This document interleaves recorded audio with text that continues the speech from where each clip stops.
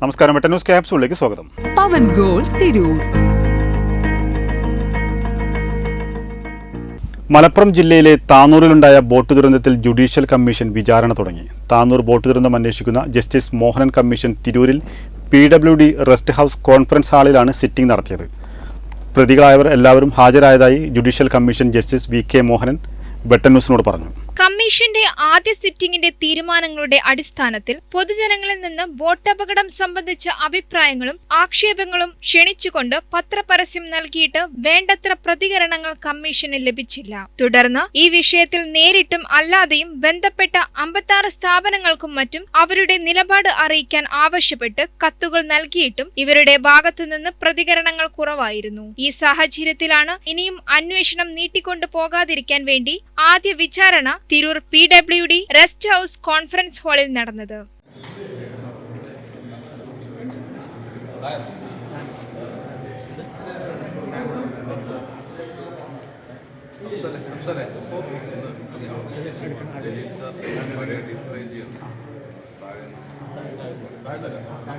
Commission അയച്ച കത്തുകളോട് പ്രതികരിച്ച എല്ലാ വ്യക്തികൾക്കും സ്ഥാപനങ്ങൾക്കും കൂടാതെ ഈ ദുരന്തവുമായി ബന്ധപ്പെട്ട താനൂർ പോലീസ് രജിസ്റ്റർ ചെയ്തിട്ടുള്ള കേസിൽ പ്രഥമ ദൃഷ്ട്യാ പ്രതികളായി ചേർത്തിട്ടുള്ള മുഴുവൻ വ്യക്തികൾക്കും വിചാരണയിൽ ഹാജരാകാൻ നോട്ടീസ് നൽകിയിട്ടുണ്ടായിരുന്നുവെന്ന് ജസ്റ്റിസ് VK മോഹനൻ പറഞ്ഞു. നേരത്തെ നോട്ടീസ് അയച്ചിരുന്നു. അതായത് ഈ എന്താ പറയുക, ഈ ഷിപ്പിങ്ങൊക്കെ ആയി ബന്ധപ്പെട്ട് പ്രധാനപ്പെട്ട ഇതിൻ്റെ ഉത്തരവാദിത്തപ്പെട്ട പല സ്ഥാപനങ്ങളുണ്ടല്ലോ, അവർക്കെല്ലാം നമ്മൾ ലെറ്റർ അയച്ചു. പിന്നെ അതേപോലെ തന്നെ ഈ ബോട്ടപകടവുമായി ബന്ധപ്പെട്ടിട്ട് താനൂർ പോലീസ് സ്റ്റേഷനിൽ രജിസ്റ്റർ ചെയ്ത ക്രൈമിൽ അന്വേഷണം പൂർത്തിയാക്കിയിട്ട് റിപ്പോർട്ട് ഫയൽ ചെയ്തിട്ടുണ്ട്. അതിൻ്റെ പ്രതികളായിട്ടുള്ള ആൾക്കാർക്ക് നമ്മൾ നോട്ടീസ് അയച്ചു. അതിന് മിക്കവാറും എല്ലാവരും തന്നെ ഹാജരായിട്ടുണ്ട്. അപ്പോൾ അവർക്ക് ഇപ്പോൾ പറയാനുള്ളതെല്ലാം കേട്ടു നമ്മൾ. ഇനി അവരുടെ തന്നെ സ്റ്റേറ്റ്മെൻറ്റ് ഫയൽ ചെയ്യാൻ പറഞ്ഞിട്ടുണ്ട്. അതിന് 1 മാസം സമയം കൊടുത്തിട്ടുണ്ട്.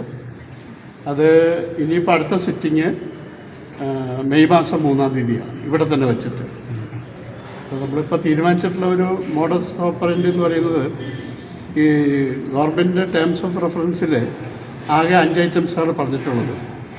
അതിൽ 1ഉം 2ഉം ടേംസ് ഓഫ് റെഫറൻസ് 1ഉം 2ഉം ഈ ബോട്ടപകടവുമായി ബന്ധപ്പെട്ട അപകടം എങ്ങനെ ഉണ്ടായി, അതേപോലെ തന്നെ അതിന് ഉത്തരവാദിത്തപ്പെട്ട ആൾക്കാർ ആരൊക്കെയാണ്, ഇതിനെ സംബന്ധിച്ച് ഈ അന്വേഷണത്തിൻ്റെ ഒന്നാം ഘട്ടം, വിചാരണയുടെ 1ാം ഘട്ടം, ഈ എൻക്വയറിയുടെ 1ാം ഘട്ടം ആ 2 ടേംസ് ഓഫ് റെഫറൻസുമായി ബന്ധപ്പെട്ട് നടത്തി പൂർത്തീകരിക്കാനും ബാക്കി 3 മുതൽ 5 വരെ ഉള്ളത്, അതായത് നമ്മൾ ഇതുപോലത്തെ അപകടങ്ങൾ ഇനി ഉണ്ടാകാതിരിക്കാനുള്ള നടപടികൾ എന്തൊക്കെയായിരിക്കണം, പിന്നെ നേരത്തെ അന്വേഷിച്ച കമ്മീഷൻ റിപ്പോർട്ടുകളിലെ നടപടി, അവരുടെ സജഷൻസ് എത്രമാത്രം നടപ്പാക്കിയിട്ടുണ്ട്, നടപ്പാക്കാത്തതിനുള്ള വീഴ്ച അത് എന്തൊക്കെയാണ്, ഇവ കാര്യങ്ങളാണ്. അതിന് വിശദമായിട്ടുള്ള ഒരു എൻക്വയറി ആവശ്യമുണ്ട്.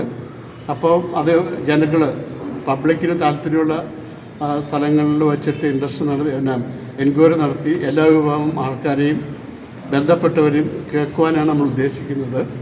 അതിന് കുറച്ച് സമയമെടുക്കാൻ സാധ്യതയുണ്ട്. അപ്പോൾ അതുകൊണ്ട് ഈ ആദ്യത്തെ ടേംസ് ഓഫ് റെഫറൻസിലെ 1ഉം 2ഉം ഐറ്റത്തിൻ്റെ അടിസ്ഥാനത്തിൽ ഫസ്റ്റ് ഫേസ് എൻക്വയറി കംപ്ലീറ്റ് ആക്കുക. 3 മുതൽ 5 വരെയുള്ള ടേംസിൻ്റെ സംബന്ധിച്ചുള്ള എൻക്വയറി, അതിനകത്ത് നമുക്ക് എക്സ്പെർട്ടിനെയൊക്കെ വിസ്തരിക്കേണ്ടി വരും. അതേപോലെ തന്നെ ഇതിൻ്റെ അകത്ത് പ്രധാനപ്പെട്ട സ്റ്റേക്ക് ഹോൾഡേഴ്സ്, ടൂറിസം ഡെവലപ്മെൻറ്റ് ഡിപ്പാർട്ട്മെൻറ്റ്, അതുപോലെ തന്നെ മാരിടൈം ബോർഡ്, പിന്നെ അതുപോലെ തന്നെ പോർട്ട്, ഇങ്ങനെയുള്ള സ്ഥാപനങ്ങളുടെയൊക്കെ അഭിപ്രായങ്ങളും ഒക്കെ കേട്ടിട്ട് വേണം അതിനെ സംബന്ധിച്ച് റിപ്പോർട്ട് തയ്യാറാക്കാൻ. അത് കുറച്ച് സമയമെടുക്കും. അപ്പോൾ ആദ്യമേ ഫസ്റ്റ് ഫേസിൽ ഇവിടെ നടന്ന സംഭവവുമായി ബന്ധപ്പെട്ടുള്ള അന്വേഷണം പൂർത്തിയാക്കുക ഒന്ന്, 2ാമത്തെ ഘട്ടം പിന്നീട്. ഇപ്പോൾ ഇനിയിപ്പോൾ അടുത്ത സിറ്റിംഗ് ഇവിടെ തുടർച്ചയായിട്ട് തിരൂർ ഇവിടെ തന്നെ വെച്ച് നടത്തും. അപ്പോൾ അടുത്ത സിറ്റിംഗ് ഇനി മെയ് മാസം 3-ാം തീയതിയാണ്.